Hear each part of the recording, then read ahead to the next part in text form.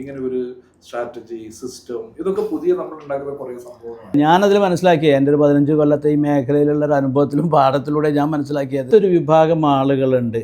ഇവരെയാണ് നമ്മൾ smart city കൂടുതൽ focus ചെയ്യണത്. ഇവർ ബിസിനസ്സാണെന്ന് തെറ്റിദ്ധരിച്ച ഏർപ്പാടുകാരാണ്. അതെ, അതായത് അവർ ഏർപ്പെട്ടുകൊണ്ടിരിക്കുമ്പോൾ ആ പരിപാടി സ്മൂത്തായിട്ട് നടക്കുകയും അവർ ഏർപ്പെടൽ നിർത്തിയാൽ ഇത് സ്മൂത്തായിട്ട് നടക്കാതിരിക്കുകയും ചെയ്യുന്നതിനെയാണ് നമ്മൾ ഏർപ്പാട് എന്ന് പറയുക. ഇവർ മാസം മാസം സ്റ്റാഫുകൾക്ക് ശമ്പളം കൊടുക്കാൻ വേണ്ടി ഇവരോടുകയാണ്. പാവം ഇയാൾക്ക് മാത്രം ശമ്പളം ഉണ്ടാവില്ല, ബാക്കിയുള്ളവർക്ക് ശമ്പളം കിട്ടാനാണ് ഇയാളോട്. അതുപോലെ മാസം അവസാനമാകുമ്പോൾ പിന്നെ റെൻറ്റ് കൊടുക്കാനും ബാങ്കിൽ ഇൻട്രസ്റ്റ് കൊടുക്കാനും ഈ പാവം ഓടുകയാണ്. ഇത് ഇവന് പുറത്ത് ആരോടും പറയാനും പറ്റില്ല. കാരണം ഇവ ഉള്ളിൽ കരഞ്ഞ് പുറത്ത് ചിരിക്കുകയാണ്. ഇതിനെ നമ്മൾ ട്രഡീഷണൽ ഓൺട്രപ്രണർ എന്നൊക്കെ ഇംഗ്ലീഷിൽ പറഞ്ഞാലും ഞാൻ എൻ്റെ ഭാഷയിൽ ഏർപ്പാട് എന്നാണ് പറയുക.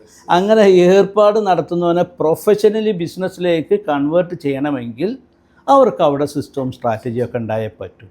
ആദ്യം പറഞ്ഞ 3 ആൾക്കാർക്കും ഈ സിസ്റ്റം സ്ട്രാറ്റജീൻ്റെ ആവശ്യമില്ല. അവർക്ക് ചെക്ക് ലിസ്റ്റും ഷെഡ്യൂളൊക്കെ മതി. കാരണം അവരുടെ താഴത്തെ സ്റ്റാഫുകൾ ഉണ്ടാകാൻ സാധ്യത കുറവാണ്. ഇയാൾക്ക് ഇയാളെ കാര്യങ്ങളൊക്കെ ഡെലിഗേറ്റ് ചെയ്ത് അവിടെ എന്നും കണ്ടിന്യൂസ് ആയിട്ട് റിസൾട്ട് പ്രൊഡ്യൂസ് ചെയ്യണമെങ്കിൽ സിസ്റ്റവും സ്ട്രാറ്റജി ഉണ്ടായേ പറ്റും. ഇതാണ് നമ്മൾ ചെയ്യുന്നത്. ഓക്കെ.